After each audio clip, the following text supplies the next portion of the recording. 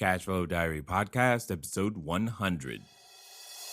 Welcome to yet another exciting episode of the Cashflow Diary Podcast, the podcast that teaches you insider tips, tactics, and strategies for creating leverage streams of cash flow into your life. Learn from top-performing entrepreneurs, business owners, investors, and thought leaders from across the globe as they share their secrets to success. Like what you learn on this and other Cashflow Diary podcast episodes? Go to learninvestingnow.com and sign up to receive powerful tips and information that will help you succeed as an entrepreneur and investor. Now, here's your host, investor, entrepreneur, business owner, educator, speaker, author, and master facilitator of Robert Kiyosaki's cash flow game, Jay Massey. All right, and welcome to another episode of the Cashflow Diary Podcast. I am your host, Jay Massey, and I am glad that you are here. See, with today's technology, we can reach out all across the globe and find great people for all of us to meet and become bigger, better, badder entrepreneurs. And today's guest is, well, on the other side of the globe, and that's what I'm excited about. I recently met him when I was hanging out with Simon Black over at his Entrepreneurship and Liberty Camp, and he's just one of those individuals that I know you're going to get a lot from and that you absolutely must know if you desire to really build massive cash flow. And not only just cash flow, but cash flow online as well. I mean, he was a wealth of information, and it was definitely exciting to talk about. So before we get there, for those of you joining us for the first time, make sure you go over to learninvestingnow.com. Why? Because I told you to. No, seriously, go over there because I have created for you some of the basics that you need to know to get started in investing. Sometimes you wonder, how on earth is this investing stuff done, especially with no money, no credit? Learn to invest for less, okay? And that's exactly what we're going to do. Absolutely no cost to you. And one of the most important skill sets of an investor is learning to do due diligence. And I've actually put up there my due diligence worksheet so that you make sure that you have everything you need when it comes down to closing your deals properly. So looking forward to helping you guys in that way. Now, today's guest, I mean, man, when you talk about having a story that is absolutely awesome, willing to take nothing other than a yes answer, I love this guy simply because he's got high energy and he's definitely someone that I have already learned a lot from. You ever learn something or meet someone and just go, okay, within 3 minutes of talking, you've exploded my mind and I don't even know how else I'm going to be able to remember enough stuff that you've said so that I can go implement it. That's who we have today. If you're wondering who it is, it's simply Mark Anastasi, the Laptop Millionaire. Mark, how are you? Hey, Jay, I'm fine. How are you? I'm good. Just for the sake of everyone, where are you today? I'm coming to you right now from Athens in Greece. Love it. Never been there. Looking forward to it. Got to get there sometime. So for those who may not know, share with us, if you will, what I call your origin story, because many entrepreneurs, or when I see an entrepreneur, I think of them as superheroes, right? You know, yesterday's superheroes, today's entrepreneurs, they're the same person, but every superhero has a beginning. I want everyone to know your beginning. Right. Well, one day I went to this laboratory and I got bitten by this nuclear infected spider, and nice. I guess that's how it got started. But no, my superhero story started a bit different than that.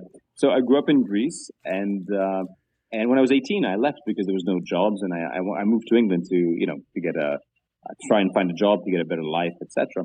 And it didn't quite work out that way. I couldn't really find a job.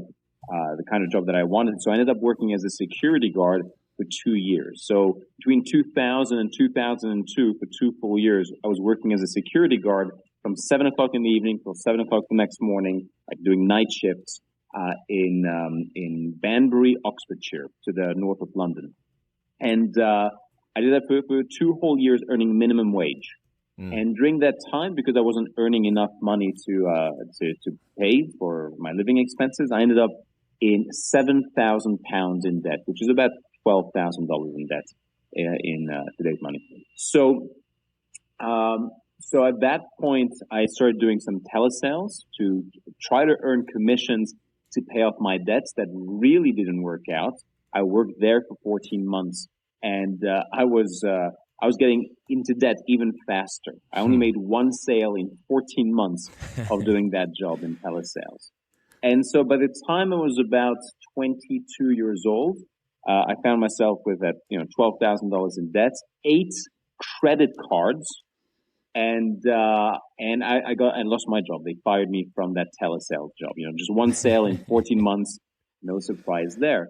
So I didn't pay the rent for 2-3 months, and I was so depressed. I just stayed in bed all day. I couldn't go out and get a job. And even when I tried, there was no job available that I could find anyway. My self-esteem was completely wiped out.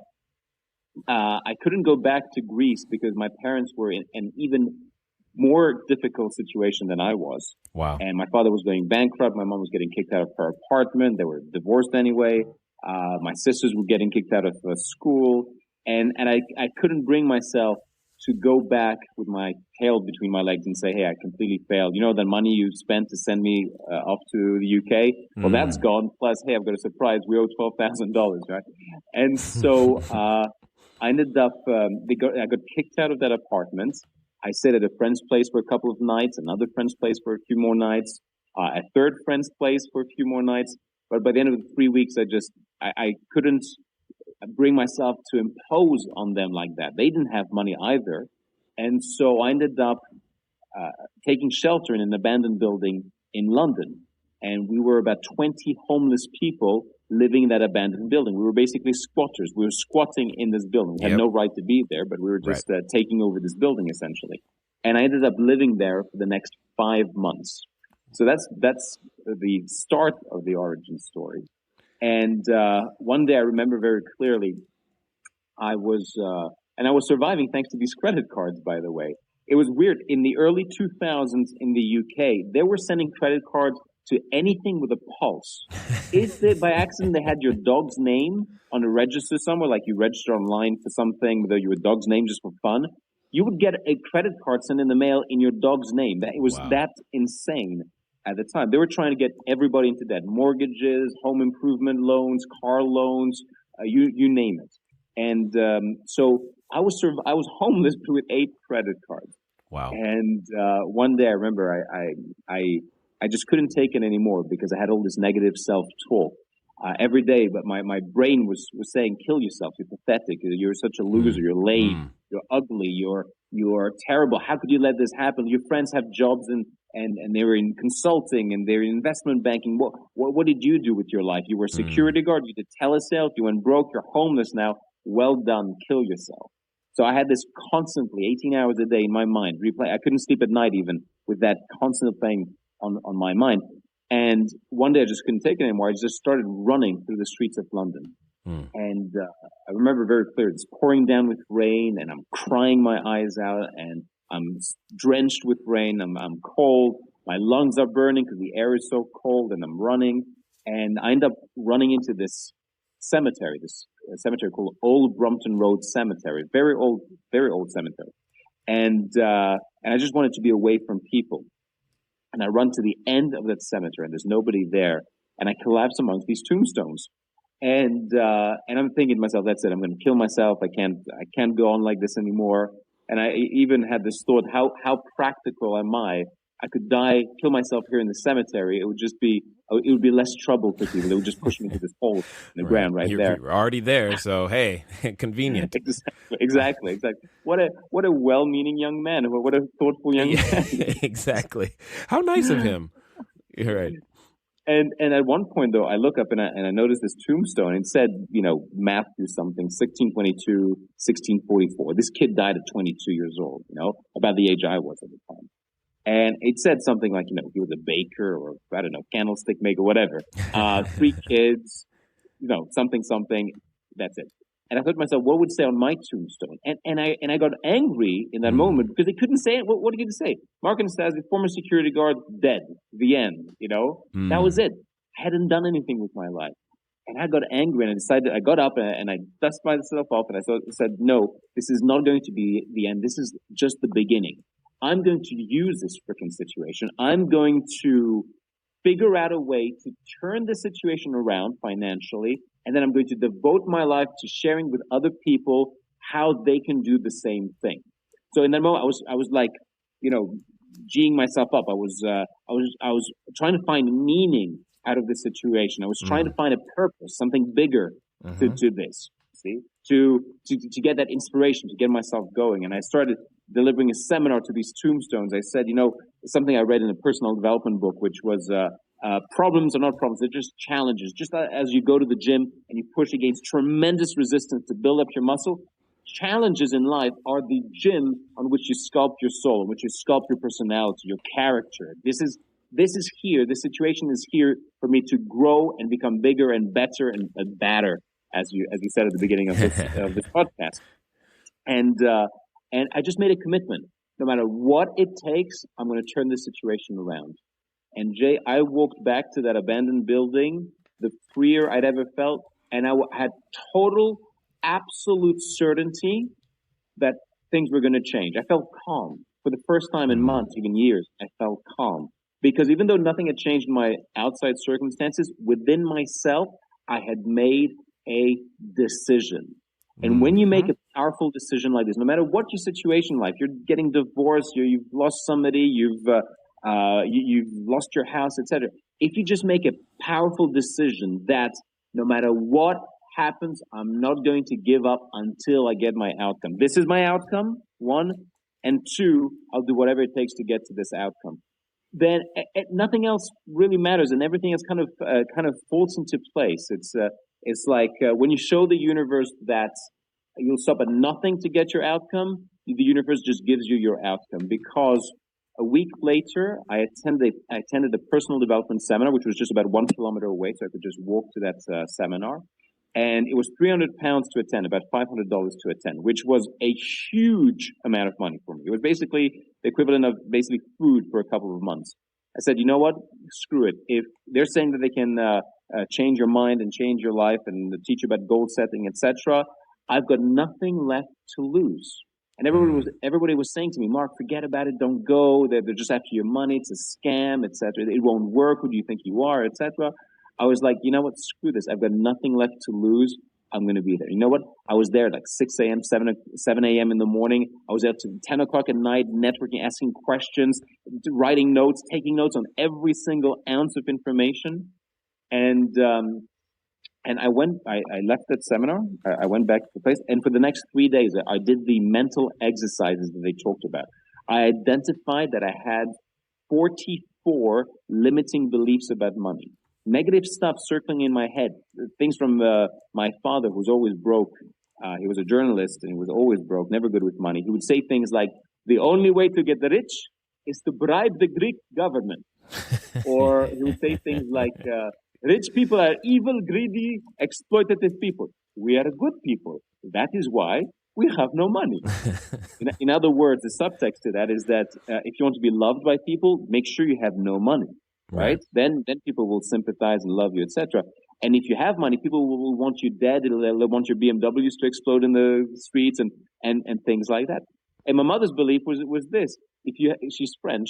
My mom's belief is if you have the money, you must spend the money straight away, because if you do not spend the money, someone will take the money from you. Okay, so and this was just 3 out of these 44 limiting beliefs, right? And I used neuro-linguistic programming techniques that I learned to eliminate each and every one of those beliefs. I wrote down my goals. I wrote down 20 things I love about myself. I wrote down 20 things that I'm grateful for. I wrote down what I call my who I am exercise. Things like, I am amazing. I am inspiration. I am power. I am a genius and I apply my wisdom. I'm a God-guided expression of health, wealth, happiness, and joy for myself and all the lives that I have the privilege of touching. Every day and every way, I'm healthier and stronger. You get the idea, right? None of that was arguably true at the time, but that was who I was becoming, who I was committed to becoming, and that's, I'd like to think, is who I became eventually by programming my mind. And that's the point I'm making. I identified and eliminated limiting beliefs, and I started programming myself for the beliefs of the kind of person that I wanted to become. But anyway, those were the initial exercises I did in the first 3 days. I wrote down 100 reasons why I must make £2,000 a month or $3,000 a month, basically. I brainstormed 100 ways how I could make $3,000 a month. And I remembered something that the guy sitting next to me at the seminar told me. He said he was selling ebooks on the internet. And I had his number, and I called him up. I said, Francis, listen, I didn't tell you this at the seminar, but here's my situation. I'm broke. I'm $12,000 in debt. I'm homeless, and I want to ask you for a favor. And he said, oh, what, you want money? You want a job? You know, he thought I was looking to get something from him in that sense. I said, no. I read from Robert Kiyosaki's book. He says, work to learn, don't work to earn. I'll work for you for free, Francis, if you just share with me how you make money online. And he kind of laughed at that. Nobody had ever asked him that kind of question, to be mentored by him. And he said, Mark, you don't have to work for me for free. It's very simple. It's 4 steps. Step 1, find the target market and find out what they want to buy. Step 2, create that product or that ebook with that solution that they're looking for. Step 3, set up the website that explains what's in that ebook. And step 4, drive traffic to the website that sells that product to that target market. Fine.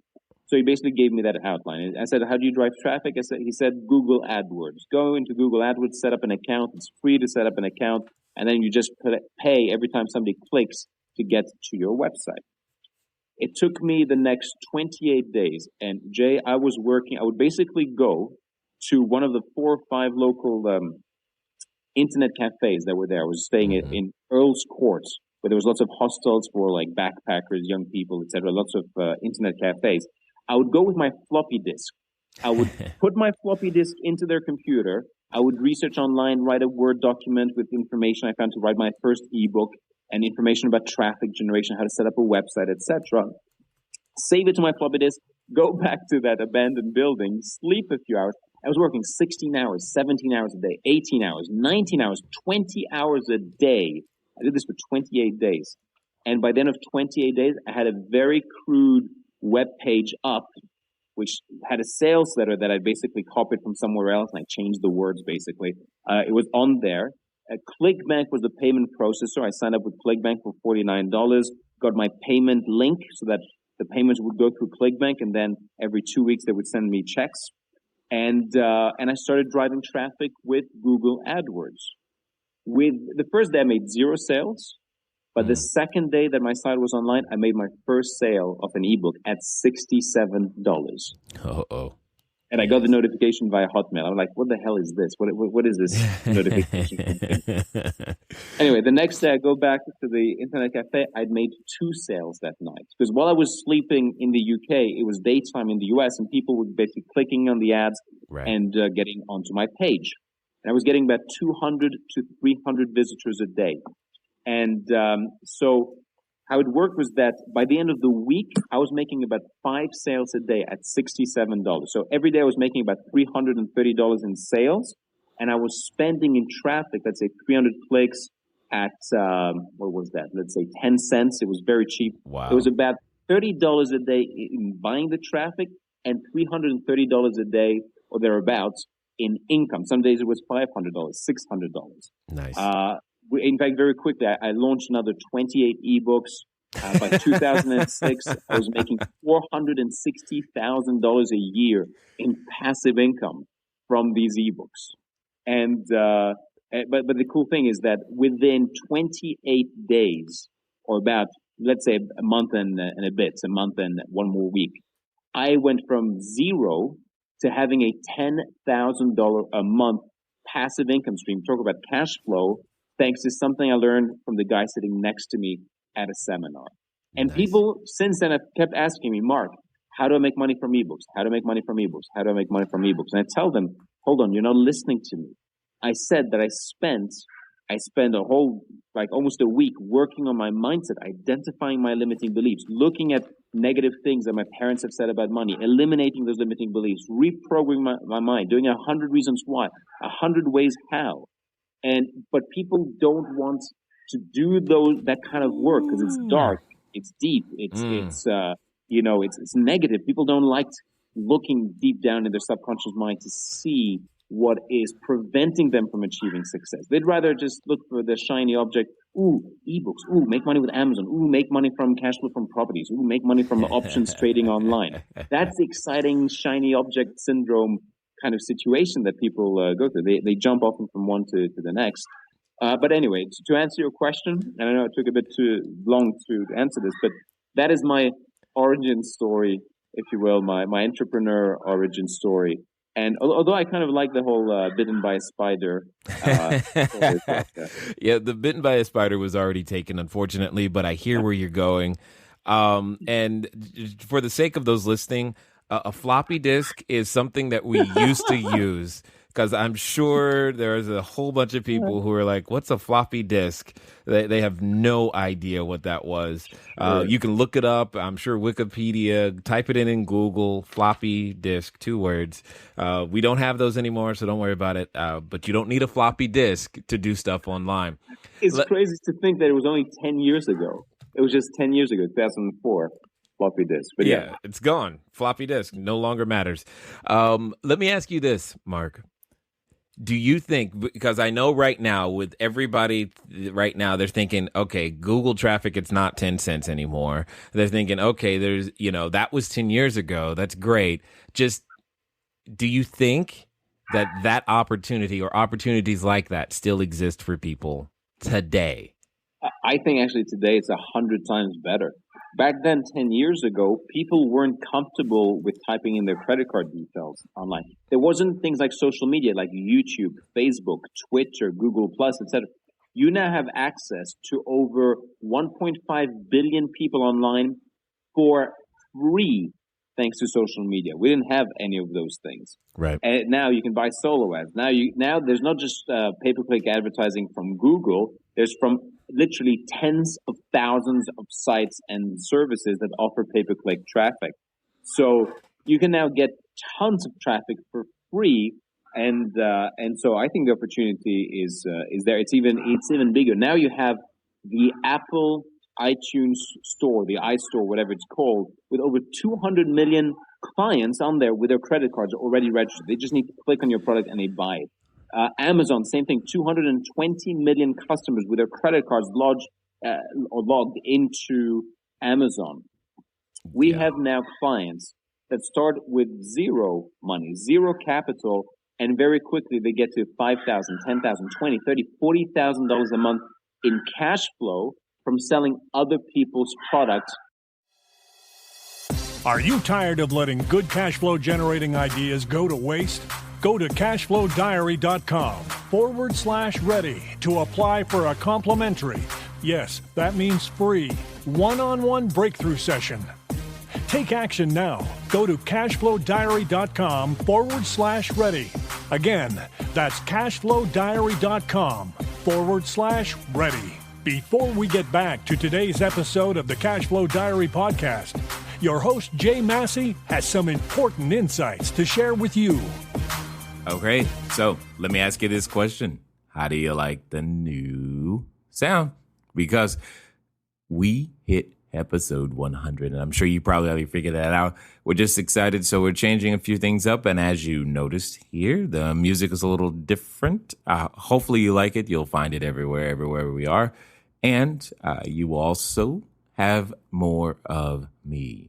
What does that mean? I'm taking this time to officially announce, because some of you may have noticed in the past that there were times where we would release an episode on a Thursday and sometimes not. And I was trying to gauge, we were gauging, do they want it? Do they not? Does it make a difference? And it looks like to you, it makes a difference. Therefore, we're going to have it consistently. So now we're going to be Mondays and Thursdays. Additionally, you're also going to get more episodes where it's just you and I. So I'm going to come up with more content and deliver it to you where it's just you and I, a lot of the information that I'm just going through so that you have the ability to understand how to duplicate and create more cash flow, not only from our guests, but also from me.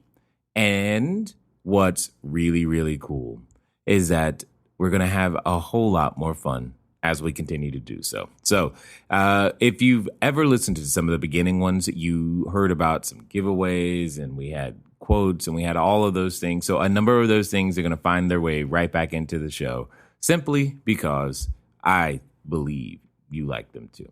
So with that being said, did you hear how many ways that Mark is talking about creating cash flow? The whole point is for you to understand that cash flow can be created so many different ways, and there's more challenge in narrowing down the opportunity or the type of opportunity that you should actually take than there is wondering if there is opportunity. So let's get back to it. What I'm saying is that there is infinitely more opportunity today to start an internet business, to start generating some cash flow than there was 10 years ago, even 8 years ago, 5 years ago, even 4 years ago, 3 years ago. I'll give you an example. One of our students, he set up 10 blogs, and each blog talks about one specific topic. So one blog is about eliminating the fear of flying. The other blog is about self-esteem. The third blog is about dating advice for men. The fourth blog is about Forex trading. All right? He puts 5 or 6 or 7 articles on each blog. And each blog is dedicated to promoting one specific ebook, one specific affiliate offer, basically, for each blog. So it took him about 10 days to set up these 10 blogs. And then it took him another month to set up 10 videos on YouTube. He uploaded 10 videos on YouTube with specific keywords to each one of these target markets. 10 YouTube videos for each of those blogs. So he basically created 100 short YouTube videos. We're talking about like 1-minute videos or 2-minute videos. And you don't see his face. It's just a PowerPoint slide, basically, recorded with screen capture software like Camtasia. So he set up 100 YouTube videos, 10 at a time each, driving traffic to each one of 10 blogs. And he started making $1,000 a month in passive income, on average, per blog. So about $10,000 a month in passive income. And the blogs were free. The affiliate signups were free. YouTube was free. Uploading 100 YouTube videos was free. And suddenly you have a cash flow of $10,000 a month. And this is just from the start of putting up 100 YouTube videos. So the point I'm making is that there isn't really any limit to how much cash flow you can generate with these strategies other than your imagination and your willingness to put in the work. Agreed. I could rattle off hundreds of examples. I published a book a couple of years ago called The Laptop Millionaire. It became a New York Times bestseller, a Wall Street Journal bestseller. And but the point, reason why I'm referencing the book is that in it includes 34 different strategies for generating cash flow and over 130 different case studies like the one I just described of people who came to our seminars, learned a few strategies, implemented some of these cash flow strategies, and started making money online. There isn't really any lack of opportunity to make money. It's just, like you like to say, actually, I heard you say it during your talk, people don't have a lack of money or lack of cash flow. They have a lack of ideas on how to generate the cash flow. Indeed. Now, and that is where the true wealth lies. I mean, when the interesting thing about your story is that when you said you collapsed in the graveyard, that is one of the richest places on the planet because so many ideas have died right there, unexercised, unrealized, and there are just so many things about the ideas and the mindset. But you said something that I really want to make sure that people hear. And that we spend some time on, because you said, no matter what it takes, I'm going to make something happen. But when you were saying that, you didn't know the steps. You didn't know what you were going to do. Why didn't that stop you? Why did you not say, well, I don't know what I do? Why did you suddenly go, you know what, no matter what it takes? You didn't know what that commitment meant. How could you make it? Sure. And here's the thing. It doesn't matter that you don't know how. If you have a big enough reason why, and you're committed to this, the ways how will make themselves manifest. You will see things, notice things, hear things. People will come to you. Opportunities will arise that you would have never noticed before and that you would have definitely never acted on before because you have that commitment and drive and determination to make it happen. And this is something that if people haven't experienced this, I guess they just need to take it on faith, that what I'm saying is true and factual. When you make that commitment, the right opportunities come to you. Oh. In fact, one of my affirmations that I use is that every day in every way, life brings me the right opportunities. And it does. Now, and it's just amazing that I think everything that you're experiencing, and correct me if I'm wrong, but I'm going to say that everything that you're experiencing today is a result of just a few simple decisions that have been repeated over and over again. And you just continue to deepen those beliefs and expand upon them. But they started at that one pivotal moment, if you will, back in the cemetery. And you just simply looking at that tombstone and going, what would it say on your tombstone? So it is, I just love all of those things. Now, you also highlighted something that I like to highlight, and I want to hear your thought processes on it. You said you were able to make a powerful decision. Describe for me, if you will, how to make a powerful decision. Sure. Well, most people, here's what I figured out, Jay. Most people go through life in two minds. They're of two minds. So, for example, it works something like this. And I've seen this with over 16,000 people coming through my seminars over the years. It goes like this. Jay, I'm so excited to be here at your seminar. I want to make more money. Subconscious mind says, yeah, but if I make more money than my friends won't like me. And besides, I don't know how, and it might be hard. And I don't, things like that. Or my dad won't accept me if I make more money than him. Whatever, right? So that intention that you say, I want to make more money, has just been canceled out instantly, automatically. Or people might say, let's say you're a guy, and you say, Jay, I am ready to be in a beautiful relationship. I want to find that special goddess that will share her life with me. I'm ready for that beautiful relationship. And then your subconscious mind goes, yeah, but what if she breaks my heart, right? Or who am I kidding? I'll never find that person. Instantly you cancel that. Or you might say, I want to lose 20 pounds. And then you say, yeah, but I really like strawberry tarts or whatever, right? Hey, strawberry is good, man. It is, absolutely. I'm not negating that. But what I'm saying is that people go through life consistently canceling out their intentions, their requests of the universe, their will is weak as well. They basically say they want something, but subconsciously something entirely different might be happening. So what is a powerful decision? Your question is, what is a powerful decision? Mm-hmm. A powerful decision is when you cut out any and every other possibility, where you decide within yourself with a complete and absolute commitment that this is the only possible outcome that's going to happen. I'm going to be successful with this strategy. Because if you make that commitment and you go for it 100%, completely and totally, you hit that first stumbling block, which is, I don't know how to do it. Great. Anybody else who would be in two minds would go like, oh, I don't know how to do it. They stop right there. But not somebody that has made a powerful decision. They will go, okay, first stumbling block. I don't know how to do it. You know what? Let me brainstorm some ways, some people that might know it, some names, maybe they can recommend somebody. Let me figure out a way around that. Okay, then the next obstacle.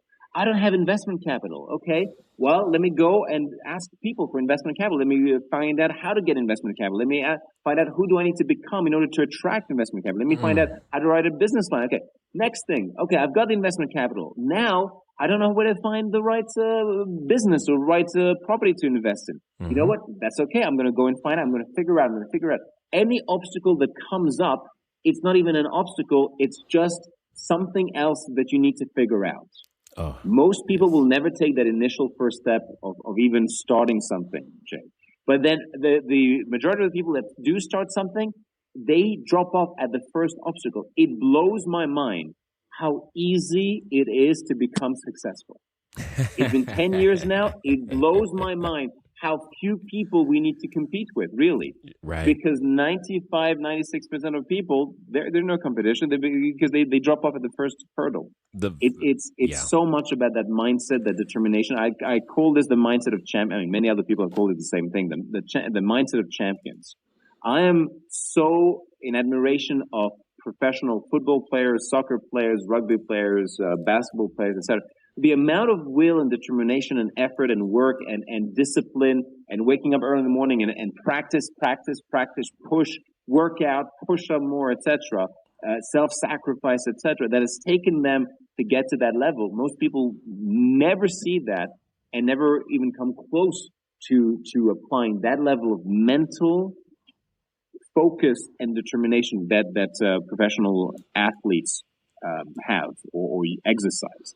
But we can exercise that same exact amount of willpower and determination and practice and all of these things in whatever our chosen profession or chosen field is, whether it's becoming great at cash flow generating with real estate or in the stock market, with businesses, with being a great violinist, with being great at managing your team at your job, whatever it is. But most people don't do that. Most people don't even use up 0.01% of their potential. So you ask me for what is a powerful decision? That's what a powerful decision is, where you cut out every and any other possibility than that outcome that you're committed to. You know what? I agree so much. I mean, there's just so much that you're saying that I have a hard time right now. I'm getting all excited and ready to go, write some more offers, raise some more capital, do some more business, simply because it's just like the mindset, the principles, the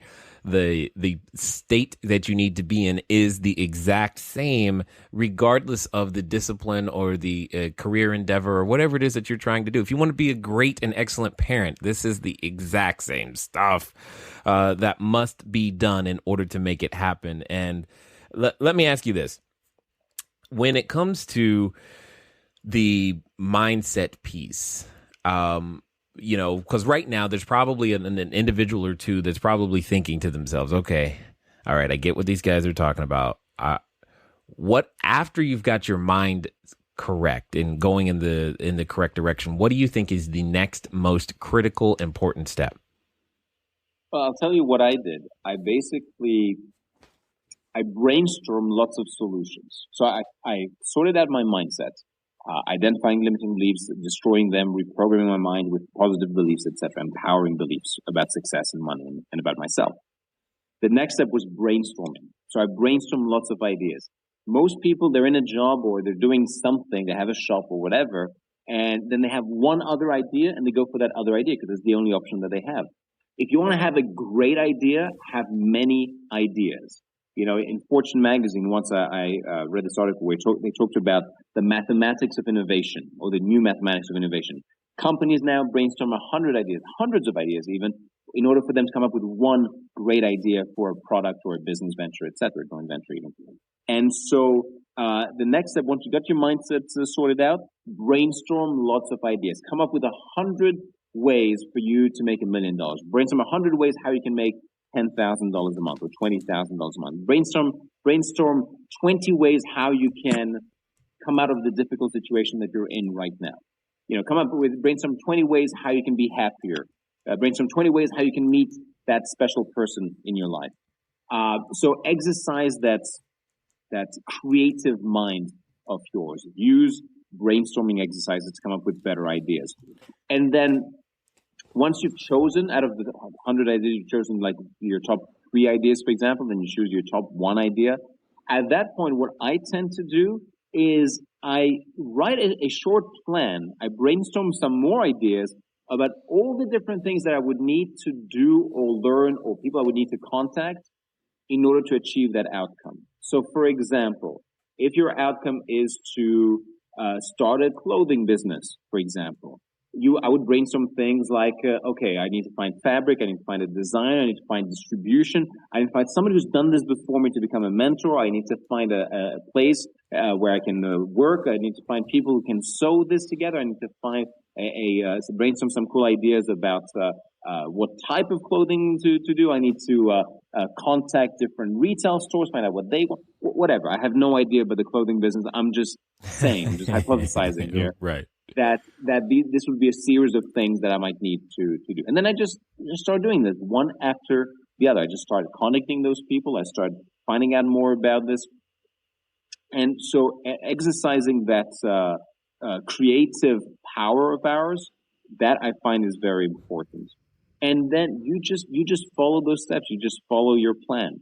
And you know what? You might very well fail. It might not work out exactly how you expected it. But if you go through these steps, you will already have achieved, you will have already become successful because you will have gone way further ahead. You'll have become a bigger, better, badder person than you would be if you hadn't started that process. I tell people in my seminars, start a business, not just for the heck of it really, but start a business because it's going to be the best personal development boot camp you'll ever have. You will right. be forced to communicate better, learn more, listen better, expand through your comfort zone, do things that are uncomfortable for you. And guess what? You will, by becoming a bigger person, by expanding your comfort zone, becoming a bigger person, you will now be able to achieve things that you never thought were possible before, you know? And so I'm not sure if I'm answering your question quite in the way that you intended, but that was the process for me anyway. After sorting out your mindset. That's exactly what I was after. I mean, because when you get over to that last point, we're talking about, you said follow the plan. I mean, at some point you got to do something. You can't think forever. You got to actually get up and go talk to somebody, pick up a phone, develop a relationship, put a distribution model together, something. And then the only other thing that I want to make sure everyone understands is when Mark is talking about, write down your ideas and you want to make $1 million, understand that doesn't mean it has to be an exponentially, quote unquote, great over earth-shattering idea for it to be $1 million. And what I mean by that is, if you say to yourself, hey, I want to deliver lemonade, great, you can have a lemonade stand on the corner, and that's awesome. And that's going to generate what it generates, especially, say it's a quarter a cup or 50 cents or whatever it is. The point is if you want that, you still want to deliver lemonade, but you want to make $1 million. Now it's, okay, well, how can I have a lemonade stand on every corner in my city at the same time? And then you're still delivering lemonade. It's just now you're delivering lemonade at scale. So don't when you're writing down your ideas, don't think your ideas have to be so grand that suddenly you quote unquote can't do something or you're not capable of coming up with these ideas. The ideas, the gold is what he's really saying, in my opinion, is the gold is inside your mind already. You have great ideas. Absolutely. And in fact, I tell my clients to write down brainstorm 100 ways how you can make $5,000 a month or $10,000 a month, right? Because when I started out, I only knew 3 ways to make some money. Send out a CV, lie through your teeth during the job interview, and pray that you get the job, right? That was one way. Right. I knew that some people were buying and selling properties in London. I knew that. And I knew Herbalife. People were making money from Herbalife. Yes. That's all I knew about money. And all I knew about the internet was I had a Hotmail email account. That was the extent of everything I knew. And I'm not exaggerating, right? And I had just a suitcase with my clothes and a pair of rollerblades. But the point is this. I had very, very limited knowledge about business or making money. So this exercise of brainstorming 100 ways how to make £2,000 a month, that took a lot of effort. And so what I did is I went online. I researched how are people making money online. Are people making money, rather? I researched, I opened the yellow pages. And so what are people advertising? So how are they making money with these ads? I looked at magazines that were for business opportunities, for example. And I learned about more ways to make money this way. Got it. And eventually I came up with 100 ways how to make £2,000 a month. And what that exercise does is it blasts through the limiting belief that I can't make money, I don't know how to make money, it's hard to make money.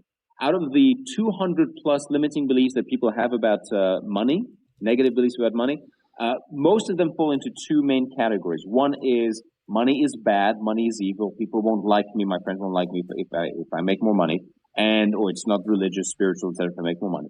And the other category is I don't know how, I can't make money, it's hard to make money. Those are the 2 main categories. It's hard to make money and it's a bad thing to make money.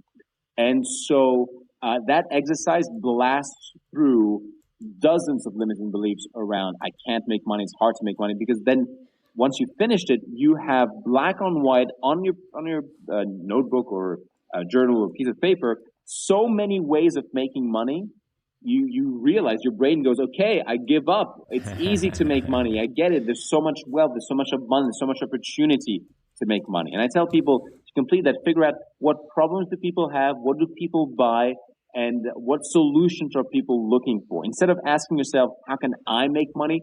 Ask yourself a much better quality question. What do people want and what do people buy right now? And I think, and it really boils down to the idea that money is nothing but the measure of the value you create for other people. Or as Zig Ziglar puts it, in life you can create anything, you can get anything you want as long as you figure out how to give people what they want. Or Brian Tracy says, you get paid in direct proportion to the amount of value that you deliver according to the marketplace.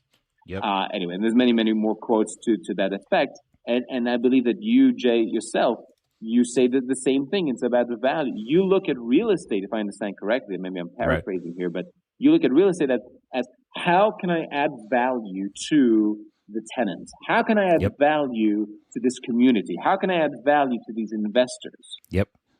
Yeah. That's exactly right. That's exactly right. And for those of you who are listening, hotmail.com is gone the way of the floppy disk, and Yellow Pages is what we used to have before Yelp.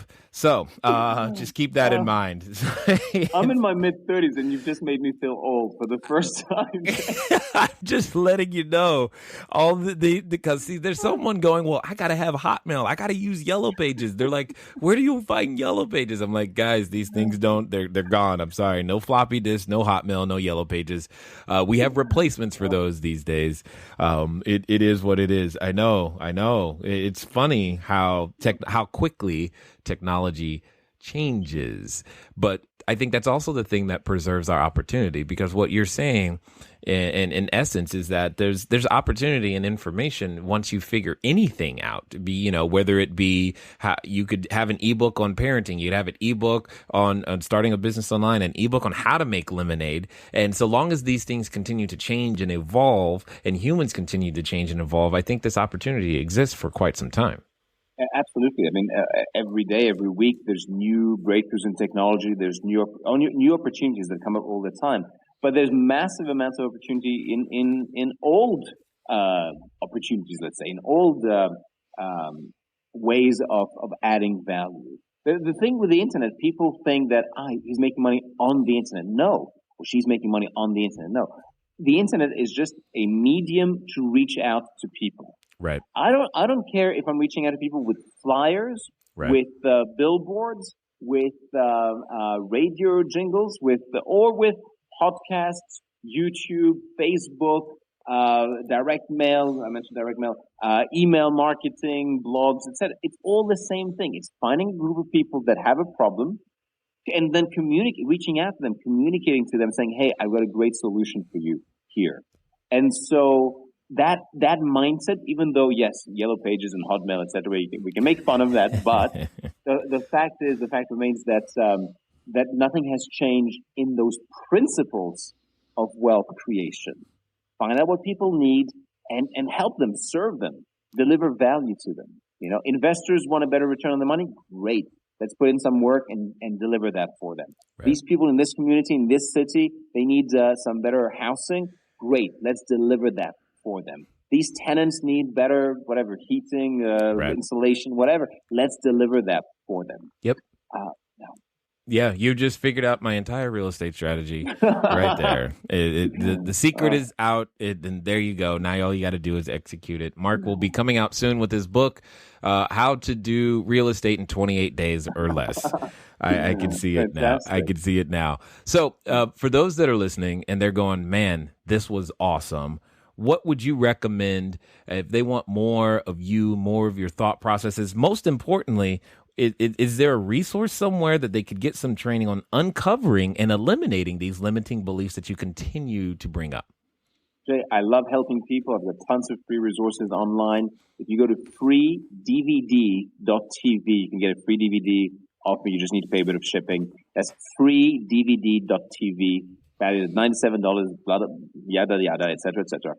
And also at mark-anastasi.com/thank you. I give away a bunch of free ebooks on there, personal development ebooks and wealth creation ebooks on there at mark-anastasi.com/thank you. That's THANKYOU.